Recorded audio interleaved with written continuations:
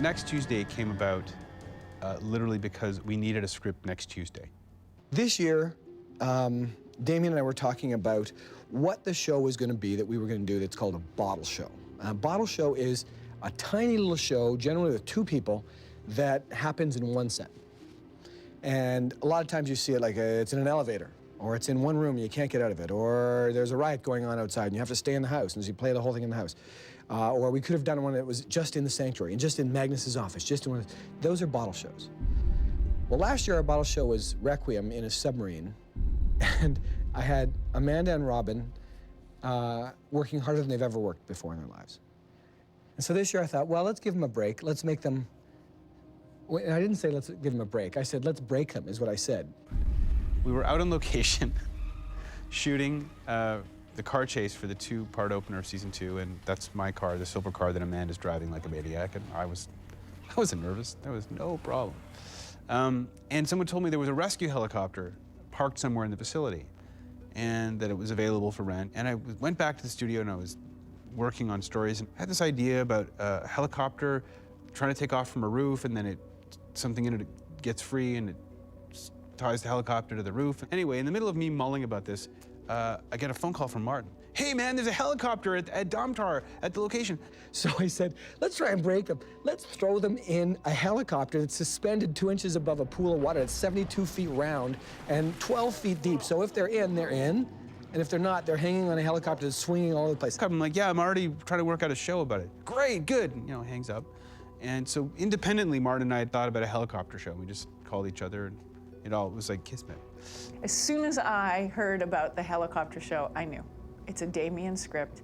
Damien and Martin dreamed it up, and Martin's gonna direct it, and it's gonna be insane. For a long time, it was just the helicopter story, and it started out as we had found a helicopter that was available for rent, and we thought we could build a story around it. In most cases, you'll come in with an idea first, not a set first. But this is a backwards way to approach it. But in this case, we decided we had a helicopter, and we wanted it to be kind of a continuation of the character relationship that was developed in Requiem between Magnus and Will.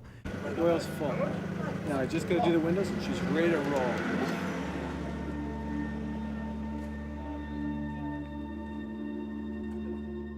Talked about locations where you could crash a helicopter, or you have people stuck in a helicopter, and we love the idea of water. We love the idea of them crashing in a place where there's water in the helicopter. And so we came up with this idea, which I know sounds screwy, but decommissioned oil well with a giant borehole in it. Helicopter goes in, gets tangled up, and kind of hangs just above the water, and they're transporting abnormal, it's gone, and hijinks ensue. That was the idea. And then the title came last. I think that came as at the outline stage, because I think up until that point we were just calling it, helicopter squid story or something like that, and then Damien came up with the Next Tuesday angle, which was a nice balance for a character story to travel alongside this, action and pitted battle between the 2 abnormals. I wanted our characters to be having an argument. There's times when your closest friends have arguments, and there's times when Martin and I, or Amanda and I, or Martin and Amanda, or whomever, have arguments together that last 2 days. And of course, everything ends up okay, but during that wonderful time, terrible time, when you're in the middle of arguing about something that neither side is backing down from, I thought that's a cool character layer. This isn't about attending a conference or ice sculptures. It's about some immature tryst with a girl you barely know. Oh, excuse me? Dr. Hallstrom, or should I say Sigrid, your internet chat friend. Internet chat friend?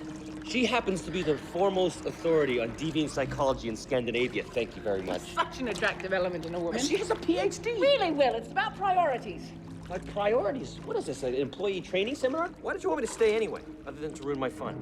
Do not pretend that this is some giant intellectual loss. Oh. This is about your libido. Come on, if you think that this is all about me chasing some girl... Oh, hold on. I think the idea was just to see how far you can push your characters and not have your characters going, golly gee, we're stuck in an oil well and we've got this killer monster. What are we gonna do? Well, I think we're gonna have to do this. Oh, I know, I've got to figure it out. I love the idea of it being kind of a bit messy and tangled, and it's like, well, this sucks and I'm mad at you, well, I'm mad at you. And of course we're gonna figure a way out of this, but in the meantime, stop being such a selfish bastard. Munich's lovely this time of year. You mean Berlin? Right. Yes, of course, I mean Berlin. Because you said Munich. Yeah, both are in Germany, Will. That was what I was trying to achieve, is a far more realistic thread of tension between our two favorite characters who obviously love each other, obviously get along platonically, and, you know, what happens when they get into a tiff? Okay, so we're about to take off, right? We're sitting in here. Good luck with that rotors. We start to take off like this, and then boom. What the hell was that? I think, you know, it was Damon's idea originally, and we all came in and we talked about it, and then the idea of a helicopter was thrown into the mix, and then from then on, I think we determined, you know, what the beats were going to be, what, you know, we put beats up on the board. They were just very random at the time, just kind of throwing up all these things that could happen. The helicopter could be dragged down, Will could be dragged down, Magnus could be dragged down. The scuba gear could be destroyed. There could be a fire. There could be, and we threw all like I don't know, 40 beats up on the board of ideas of things that could happen between the two of them, both character beats and action beats. And then eventually we found a way to weave a story, you know, through using all of them, or some of them, not all of them, but some of them, and picked places to have the flashbacks crop up, because, you know, it's a story told sort of in two timelines, in the present. Then we keep flashing back to how they got there, and flashing further back to, you know, them setting up the next Tuesday angle of the story.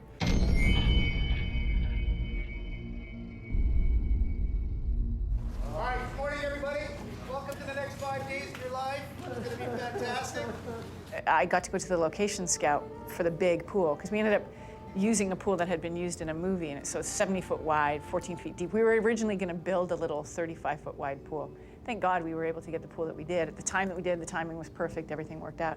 But I remember walking into the studio and just seeing this wall of metal going, so that's the pool? And then climbing up this long flight of stairs and going, oh my God.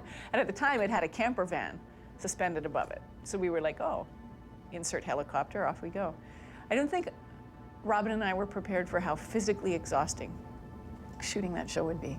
Well, for next Tuesday, we spent a good solid 5 days in the water tank. I mean, next Tuesday is obviously an episode about Magnus and Will taking a helicopter. We crash into this sort of oil drum in the middle of the ocean, and you know, try to have to figure a way to get out of it. So, yeah, it was 5 13-hour days spent in a water tank.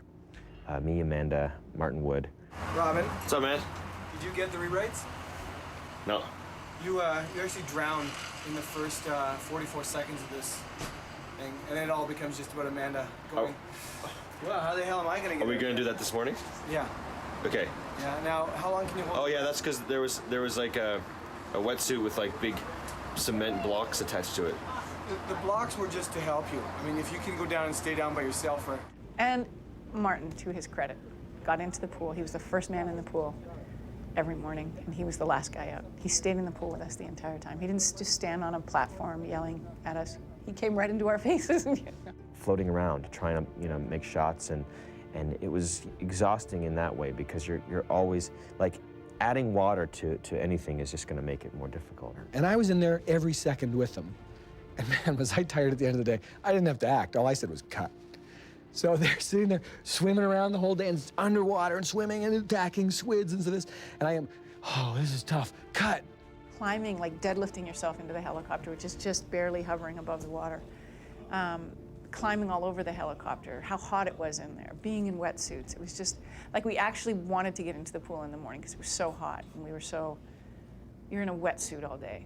You just, first of all, you forego any sense of vanity, because unless you're a supermodel, nobody looks good in a wetsuit. Well, Robin looked pretty hot. But you just, like, you have to give up so much. You have to think about the scene, and I have to stop thinking about how tired my arms are. It's just, it was crazy.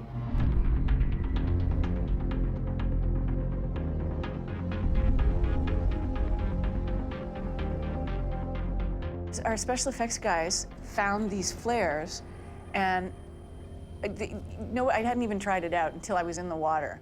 We pulled it, and it's pretty smoking hot. Like, it's huge. Once it goes, it's really quite dramatic.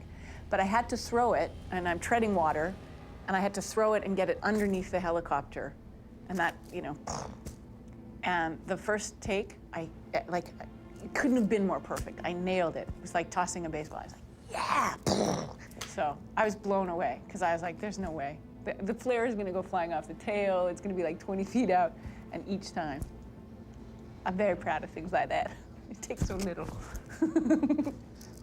It was hot and it was really muggy. Like, I was worried about our crew because they're up, and it's humid, right? You've got this huge pool, and it's humid, and our crew is on these platforms sort of stationed around the pool, and you just see them dripping. It was hot in there, and you were higher up, of course, because the pool is so high, and then you've got to climb up these platforms to get into the water. It's true, our entire crew was working on a 200 square foot platform. All the lights, camera. Eli, our boom operator, was in a little blow-up rowboat, and he was rowing himself around and then standing in this thing with his boom mic, and physically your body's just like, oh God. It was crazy.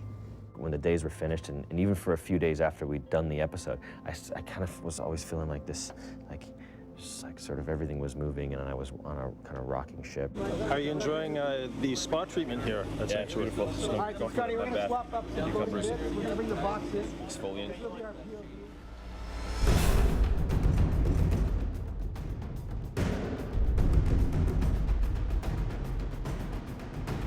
We're in this tank, and it's really cool, and the chopper's really cool, and you know, and Amanda and Robin are in the water, and it looks great. It's really exciting, but there's hardly anything in there that we're not going to have to massage a little bit. I mean, first of all, we're on an oil rig out in the middle of the ocean, us. The chopper has to crash, us. Now we're in the water with the chopper, but we have to make that environment around them convincing. Probably lots of sort of fixing of background cylinder, light reflections, lots of sort of maintenance-y kind of effect stuff.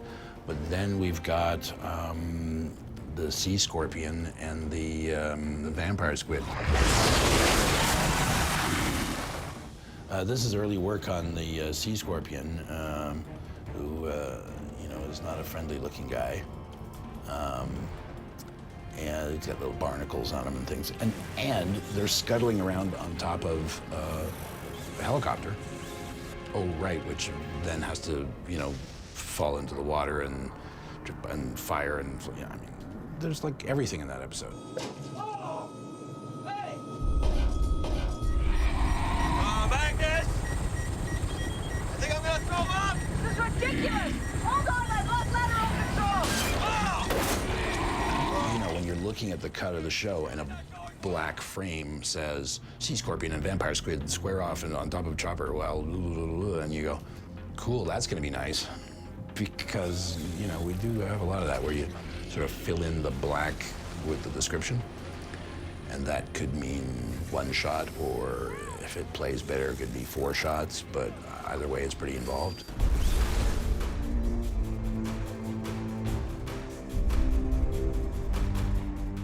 By the end of it, Robin and I were just wiped. And all I can say is thank God we didn't shoot it 5 days in a row. We shot 3 days, and then we had a weekend to recover a little bit, and then 2 days. Yeah, it was a tiring episode, but you know, the brilliant thing about what they do here at Sanctuary and what Damien Kidler and Martin and Amanda, the way they've sort of structured this is that, you know, we do these great episodes, and they're kind of hellish while you're doing them, but when they're done, you're able to look back and go, wow, that was just so amazing, and hopefully, you know, the audience kind of are able to see that as well and enjoy it as much as we've enjoyed it, without the sort of torture shooting part, you know, which can be gruesome. That was one of those shows where you just sit there and go, we're gonna break them this time. And we couldn't. It was unbelievable. We had them in the water for 5 days, bottle show, 5 days, not the 7 days we normally get to shoot. It's a leisure time to shoot 7 days when you have 5 days to shoot it. So we sat there for 5 days in the water, didn't break them. Amanda and Robin, they're the most incredible people you've ever seen in any situation. Couldn't break them. Wait till next year's bottle show. I think it's an amazing episode. And ultimately, there's also some sort of cachet about we're doing something really hard and really cool. woohoo. Like there's certain cachet, like shooting Kush or shooting Requiem or any of the really Pavor Nocturnus this season. Any of the really demanding shows, there's a certain spirit that comes out for the whole cast and crew. And next Tuesday was one of those. It was ridiculous. He looked around and he just went, what do we do for a living? What do we do for a living? This is crazy.